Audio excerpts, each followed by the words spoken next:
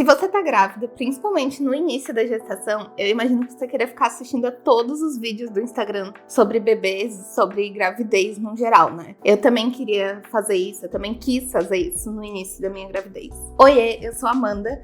Eu criei esse canal para compartilhar um pouquinho da minha experiência com a gestação, porque principalmente nos primeiros meses da gravidez, eu senti um pouco de falta de ver relatos de fato sinceros sobre a gestação, da vida real, do que realmente acontece.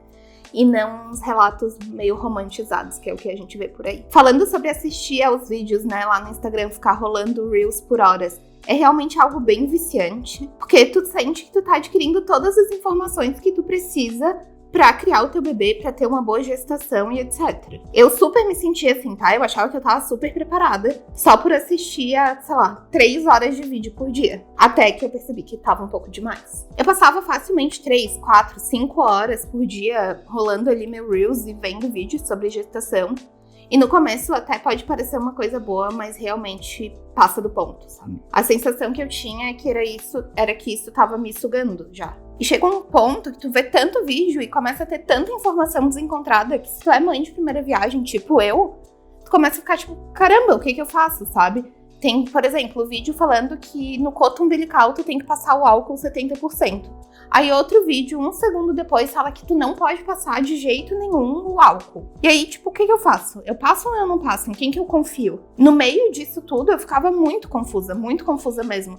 E me gerava uma ansiedade muito grande, porque é isso, eu não sabia em quem confiar e ao mesmo tempo eu achava que se eu confiasse em um e o outro tava falando outra coisa, eu ia estar fazendo tudo errado e prejudicando meu filho e, enfim, é algo bem tenso, assim. E eu não tô aqui pra falar, tipo, exclui tuas redes sociais que vai ser bem melhor. Mas no meu caso, excluir o Instagram do meu celular foi algo que me ajudou bastante. Foi um combinado meu com a minha psiquiatra e mudou bastante a minha percepção na gravidez, assim.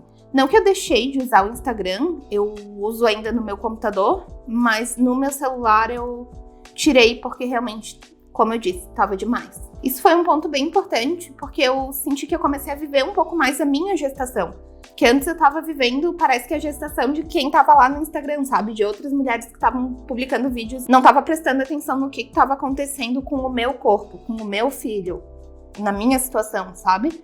Eu tava sempre me identificando com algo, às vezes mínimo, que tinha ali no Reels, mas que não era o principal que estava acontecendo comigo naquele momento. E como eu comentei, foi um acordo meu com a minha psiquiatra. Na minha primeira consulta, ela já falou, tipo, tu escolheu uma equipe, tu tem que confiar na equipe que tu escolheu e tu segue os conselhos da tua equipe, não os conselhos das pessoas que estão lá no Instagram, porque senão realmente a gente fica maluca. E a minha reflexão foi justamente essa, assim, eu escolhi a equipe com todo cuidado, tipo, eu tenho um vídeo aqui sobre como eu escolhi a equipe e tal, e realmente eu escolhi com todo cuidado, eu pesquisei esses profissionais antes, eu vi sobre o currículo delas, então por que eu não vou confiar nelas? Por que eu vou confiar em quem tá falando, às vezes um monte de besteira, às vezes não, às vezes tá certo ali no Instagram, sabe? E isso foi algo que mudou a minha relação, não só com a gestação, mas também com a leitura, que daí foi um hobby que eu consegui voltar a me conectar durante a gestação, porque no primeiro mês, na verdade no primeiro trimestre,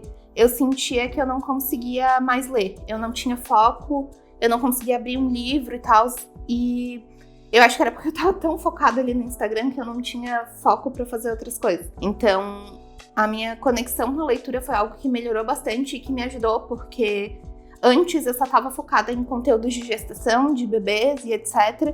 E quando eu comecei a ler mais, eu comecei a ler coisas que não tinham nada a ver com isso, sabe?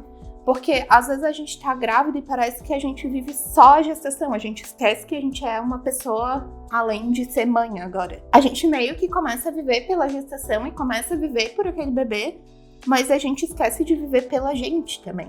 Eu não sei se é o teu caso, se é o caso de todo mundo, mas comigo foi assim, eu meio que não sabia mais o que eu gostava de fazer.